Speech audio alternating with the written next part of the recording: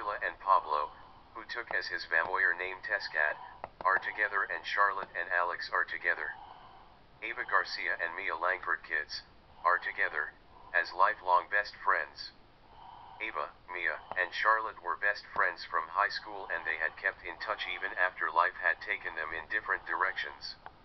So it wasn't unusual when Charlotte, who had done very well for herself as a scientist, inventor, and businesswoman, invited them for a night out on the town.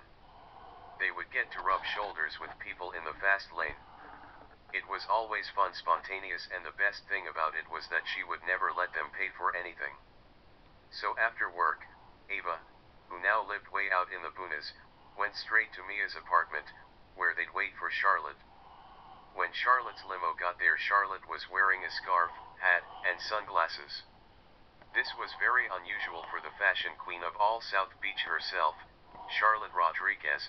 All of her followers on YouTube would be shocked. Pretending that nothing was wrong, they asked her what's up.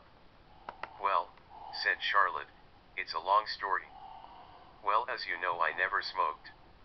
I never drank," she said, "and while everyone else was watching TV, I built a business empire." Then her shoulders sank and she continued, "And then I got hooked on this beauty cream," showing them the $2,000 jar of beauty cream before putting it back into her pocket. "What? How much?" they asked her, thinking to themselves, "Poor Charlotte.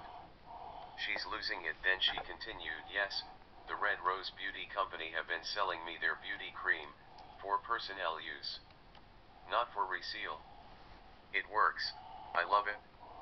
And then I called the telephone number I found on a card in the books that the beauty cream came in, and I got an opportunity to distribute it for the Red Rose Beauty Company. I thought about it and then agreed. I like the product, so why not? Neither Ava or Mia had heard of them. "Are they out of South Beach?" they asked. "Who knows," said Charlotte. "I never actually met the owners of the Rouge on Rouge Beauty Company. One day I got home from shopping and a jar of the Artesian Brothers beauty cream was in my bag, with a price tag of $2,000 on the box. So I called up the store and asked them if they sell that product. They said they did, but that they did not think that I would be able to afford it. So I pressed them, and they told me that it was $2,000 a jar, and that is why they thought that I wouldn't be able to afford it. I assured them that I could, and then I asked them if they were missing any jars of it, and they said no. So I thanked them and hung up.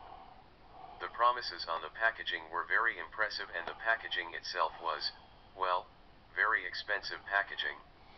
Still, I put it aside for a few days actually before trying it, and from that moment I was hooked. I loved the stuff.